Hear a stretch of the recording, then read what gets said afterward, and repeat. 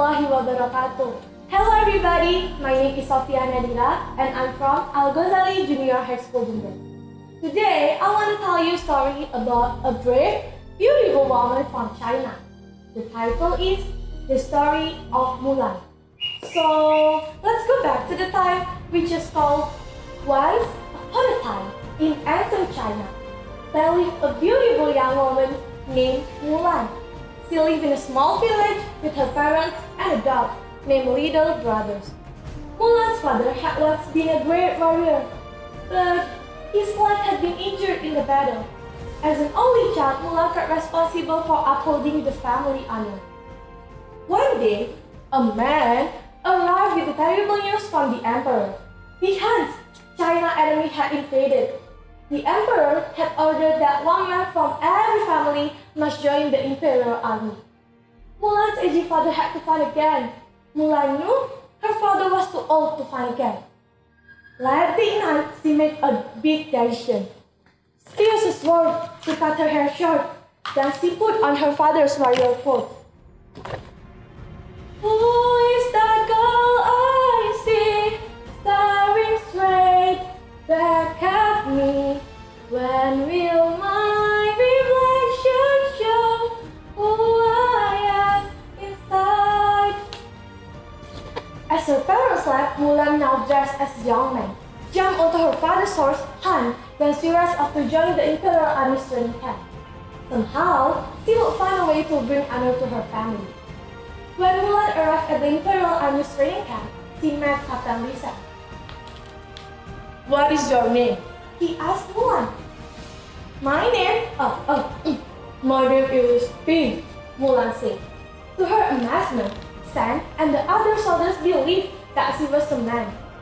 Sang worked hard to teach the soldiers faith and discipline. Mulan struggled to keep up, felt frustrated, and Sang told her to go home. But to earn the soldiers' respect, Mulan retrieved and ate a tadpole. This was the hardest training test of all, and Mulan had done it. On her journey, Mulan was not alone. A dragon named Mushu sent from the ancestor to be her guardian, and a cricket named Cricket were always at her side. Working together, they wrote a fake letter ordering Sang and his soldiers to go after the Han. Now, Mulan would get her chance to bring honor to her family. Hearing the letter's message, Sang led his soldiers into the mountains. Suddenly, they were surrounded by thousands of Hans. Mulan get an idea. She grabbed the fella's cannon and using Mushu's flame to lead the fuse. The cannon caused a massive avalanche of snow to fall on the Hans. But the danger wasn't over. The snow was now racing toward Mulan and her friends. Mulan's loyal horse, Han, ran on her side. Mulan jumped onto his back, and just as the snow was about to bury Sang, Mulan pulled Sang to stay with him. "Hold on, Sang!" Mulan riding her horse quickly. During the battle, Mulan had been injured.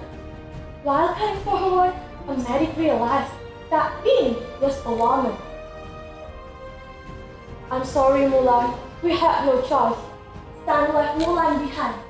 As she sat with her horse, Mushu and Cricket, Mulan felt she had failed her family and herself. Then, Mulan heard the Han's voices. Mulan raced to the Imperial City to warn Sang. "Captain! The Hans are alive! They are in the city!" she warned Sang. But Sang betrayed by Mulan and he didn't trust her anymore. Mulan tried warning the others, but no one would believe her. The Han leader, Sang Yu, kidnapped the emperor. But Mulan and Sang rescued him. Furious, Sang Yu chased Mulan onto the palace roof, exactly as he planned. Mulan grabbed Sang Yu's sword and pinned his coat to the roof. He couldn't move when Mushu and Cricket saw a rocket his way. The force of the explosion sent Mushu and Cricket flying through the air.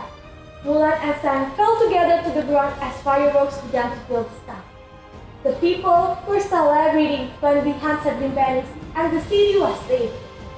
The emperor was very grateful to Mulan. "You have saved all us," Sang said to Mulan. And then he did something extraordinary. The emperor bowed to Mulan, and everyone in the plaza bowed to Mulan too. The emperor asked her to stay on as his advisor. But Mulan knew it was time to return to her family. At home, Mulan always answered her father with his word given to her by the emperor. Mulan, the greatest gift and honor is having you for a daughter, Mulan's father said. I've missed you so, Papa, Mulan hugged her father. In the end, they lived happily ever after. What a touching story, isn't it? So, ladies and gentlemen, the moral value of this story is believe in yourself and don't be afraid, because you're special. Thank you very much. I am Sofiyah Nadhira. It's nice to see you. Stay positive. Wassalamualaikum warahmatullahi wabarakatuh.